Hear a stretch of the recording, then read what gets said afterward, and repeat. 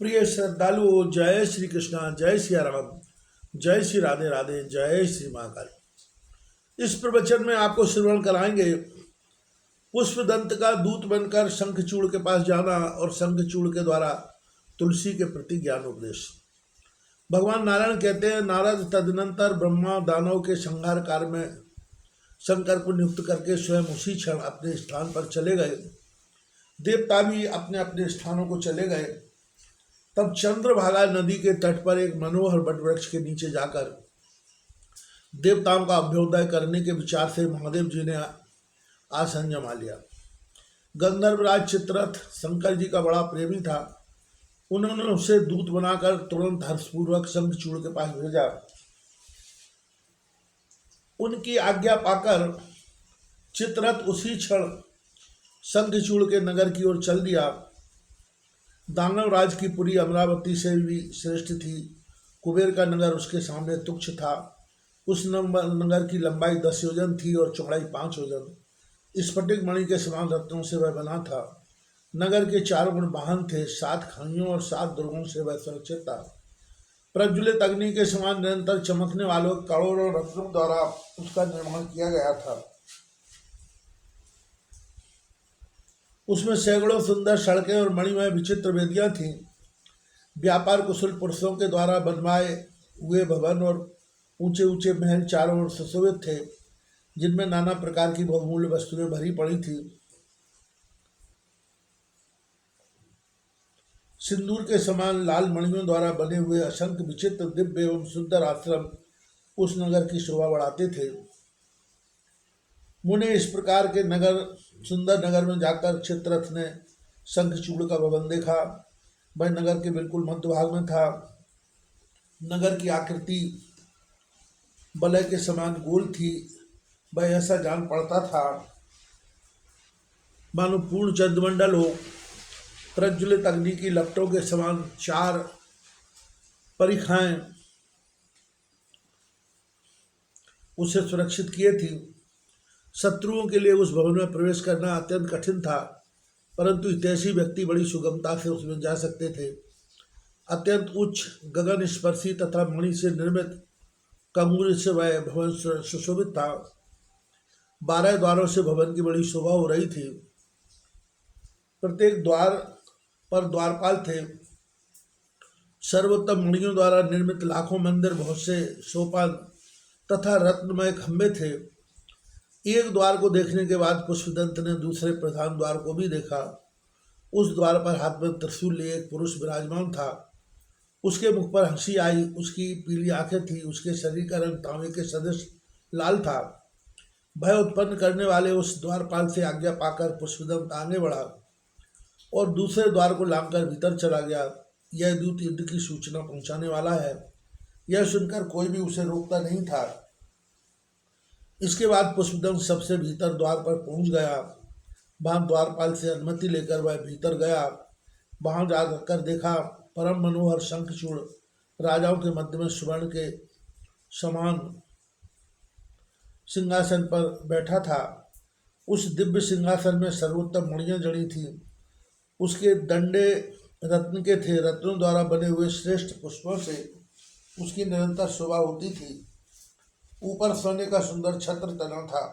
सफेद एवं चमकीले चवर हाथ में लेकर पार्षद शंखचूड़ की सेवा में संलग्न थे। सुंदर वेश एवं रत्नमय भूषणों से आभूषित होने के कारण वह परम रमणीय जान पड़ता था। मुने उसके गले में माला थी। शरीर पर चंदन का अनुलेपन था। वह 2 महीन उत्तम वस्त्र पहने हुए था। सुंदर वेश वाला वह दानव उस समय असंख्य प्रसिद्ध दानवों से घिरा था। असंख्य अन्य दानव हाथों में अस्त्र लिए इधर उधर घूम रहे थे। इस प्रकार के शंखचूड़ को देखकर पुष्पदंत आश्चर्य में पड़ गया। तदनंतर उसने शंकर के कथनानुसार युद्ध विषयक संदेश सुनाना आरंभ किया। पुष्पदंत ने कहा, राजेंद्र प्रभु, मैं शंकर जी का सेवक हूँ। मेरा नाम पुष्पदंत है। शंकर जी की कही बातें ही मैं आपसे कह रहा हूँ, सुनने की कृपा करें। अब आप देवताओं का राज्य तथा उनका अधिकार लौटा दें, क्योंकि वे देवेश्वर श्री हरि की शरण में गए थे। उन प्रभु ने अपना त्रिशूल देकर आपके विनाश के लिए शंकर को भेजा है। त्रिनेत्रधारी भगवान शिव इस समय पुष्पभद्रा नदी के तट पर बट वृक्ष के नीचे विराजमान हैं। आप या तो देवताओं का राज्य लौटा दें अथवा युद्ध का निश्चय कर लें। मुझे यह भी बता दें कि मैं भगवान शंकर के पास जाकर उनको क्या उत्तर दूं।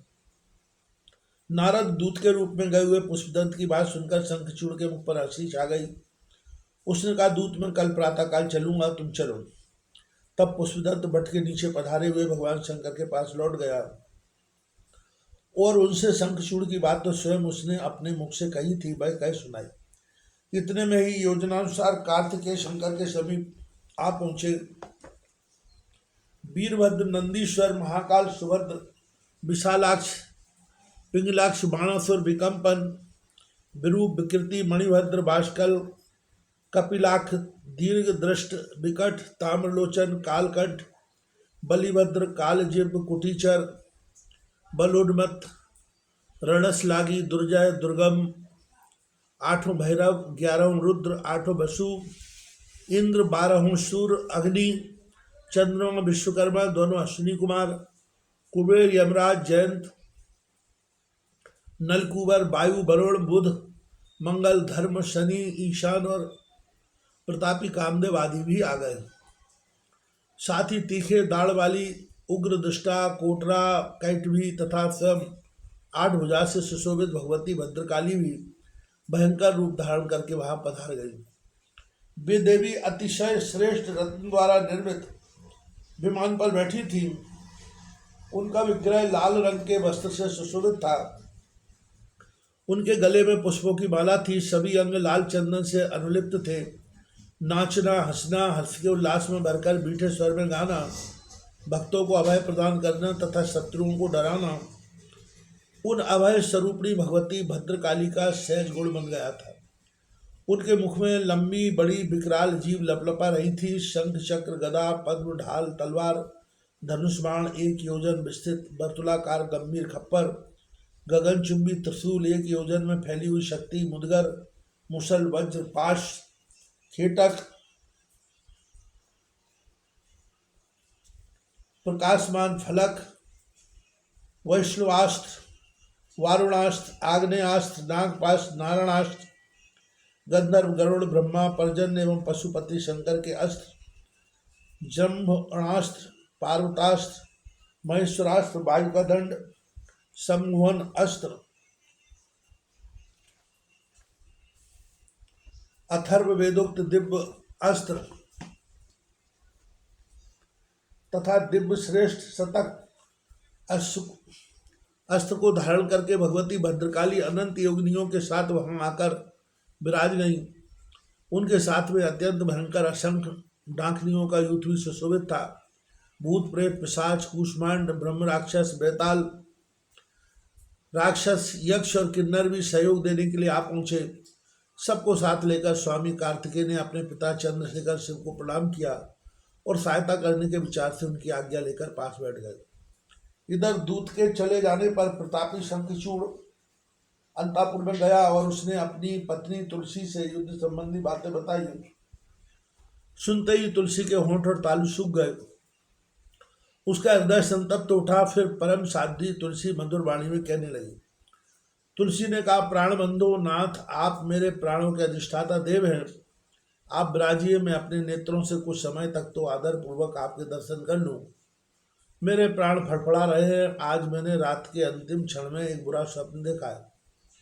महाराज शंखचूड़ ज्ञानी पुरुष था। तुलसी की बात सुनकर उसने भोजन किया, जल पिया। फिर अवसर पाकर उसने सत्य, हितकर एवं यथार्थ वचन तुलसी से कहे। शंखचूड़ बोला, प्रिय, कर्म भोग का सारा निबंध काल के सूत्र में बंधा है। शुभ, हर्ष, सुख, दुख, भय, शोक और मंगल सभी काल के अधीन है। समयानुसार वृक्ष उगते हैं, उन पर शाखाएं फैलती हैं, पुष्प लगते हैं और क्रमशः वे फल से लद जाते हैं। फिर काल ही उन फलों को पकाता भी है। बाद में काल के प्रभाव से फूल फलकर वे संपूर्ण वृक्ष नष्ट भी हो जाते हैं। सुंदरी समय पर विश्व उत्पन्न होता है और समयानुसार उसकी अंतिम घड़ी आ जाती है। काल की महिमा स्वीकार करके ब्रह्मा सृष्टि करते हैं और विष्णु पालन में तत्पर रहते हैं। रुद्र का संहार काल भी काल के संकेत पर ही निर्भर है। सभी क्रमशः कालानुसार अपने व्यापार में नियुक्त होते हैं। ब्रह्मा विष्णु और शिव आदि प्रधान देवताओं की भी अधिष्ठात्री देवी भगवती प्रकृति है। उन्हीं को सृष्टा, पाता और संहर्ता कहते हैं। केवल उन्हीं में काल को नचाने की योग्यता है। उन्हीं को परब्रह्म परमात्मा कहा जाता है। वे ही समय पर स्वेच्छापूर्वक अपने से अभिन्न प्रकृति को आगे करके विश्व में रहने वाले संपूर्ण चराचर पदार्थों को रचती है। सर्वे सर्वरूप सर्वात्माओं और परमेश्वर उनकी उपाधि है, जो जन से जन की सृष्टि करते हैं, जन से जन की रक्षा करते तथा जन से जन का संहार करते हैं। उन्हीं परम प्रभु की अब तुम उपासना करो। उन्हीं की आज्ञा से शीघ्रगामी पवन प्रवाहित होते हैं, सूर्य आकाश में तपते हैं, इंद्र समयानुसार वर्षा करते हैं, मृत्यु प्राणियों में विचरती है, अग्नि यथावसर देह उत्पन्न करती है तथा शीतल चंद्रमा आकाश मंडल में चक्कर लगाते हैं। प्रिय, जो मृत्यु की मृत्यु, काल के काल, यमराज के श्रेष्ठ शासक, ब्रह्मा के स्वामी, माता की माता, जगत की जननी तथा संहार करने वाले के भी संहार करता है, उन परम प्रभु भगवान श्री हरि की शरण तुम जाओ। यहाँ कौन बंधु है या किनके कौन है कांते, जो सबके बंधु हैं, तुम उन्हीं की उपासना करो। ब्रह्मा ने हम दोनों को एक रस्सी में बांध दिया है, इससे तुम्हारे साथ जगत के व्यवहार में फंस गए। पुनः विलग हो जाना विधि की इच्छा पर ही निर्भर है। शोक एवं विपत्ति सामने आने पर अज्ञानी व्यक्ति घबराता है, ना कि पंडित पुरुष। काल चक्र के क्रम से सुख और दुख एक के बाद एक आते जाते ही रहते हैं। अब तुम्हें निश्चय ही वे सर्वेश भगवान नारायण साक्षात पति रूप में प्राप्त होंगे, जिनके लिए बद्री आश्रम में रहकर तुम तपस्या कर चुकी हो।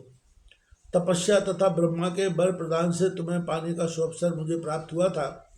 कामनी, उस समय तुम भगवान श्री हरि के लिए तप कर रही थी, अतः उन्हीं को प्राप्त करोगी। गोलोक में वृंदावन है, वही भगवान गोविंद तुम्हें अपनी प्राण प्रिया बनाएंगे। मैं भी इस दानवी शरीर का परित्याग करके उसी दिव्य लोक में चलूँगा, वहीं तुम मुझे देख सकोगी और मैं तुम्हें। इस समय जो मैं परम दुर्लभ भारतवर्ष में आया हूँ, इसमें कारण केवल श्री राधा जी का साप है। प्रिय सुनो, मेरा गोलोक में पुनः जाना सर्वथा निश्चित है, अतः शोक करने की क्या आवश्यकता है। कांते, तुम भी अब शीघ्र ही इस शरीर का परित्याग करके दिव्य रूप धारण कर श्री हरि को पति रूप से प्राप्त कर लोगी, अतः तनिक भी घबराने की आवश्यकता नहीं है। इस प्रकार शंखचूड़ तुलसी के साथ सदा बातचीत कर रहा था। इतने में सायंकाल का समय हो गया। रत्नमय भवन में पुष्प और चंदन से चर्चित श्रेष्ठ शैया बिछी थी। वह उस पर सो गया और भांति भांति के वैभवों की बात उसके मन में स्फुरित होने लगी। उसके भवन में रत्न का दीपक जल रहा था। परम सुंदरी स्त्रियों में रत्न तुलसी सेवा में उपस्थित थी। ज्ञानी शंखचूड़ ने पुनः तुलसी को दिव्य ज्ञान प्रदर्शित करते हुए समझाया। साथ ही शंखचूड़ ने तुलसी को संपूर्ण शोकों को दूर करने वाले उस उत्तम ज्ञान को बतलाया, जो दिव्य भांडीर वन में भगवान श्री कृष्ण की कृपा से उसे प्राप्त हुआ था। ऐसे श्रेष्ठ ज्ञान को पाकर उस देवी का मुख प्रसन्नता से भर गया। समस्त जगत नश्वर है, यह मानकर वह हर्षपूर्वक हर्ष विलास करने लगी। फिर दोनों सुखपूर्वक शयन करने लगे।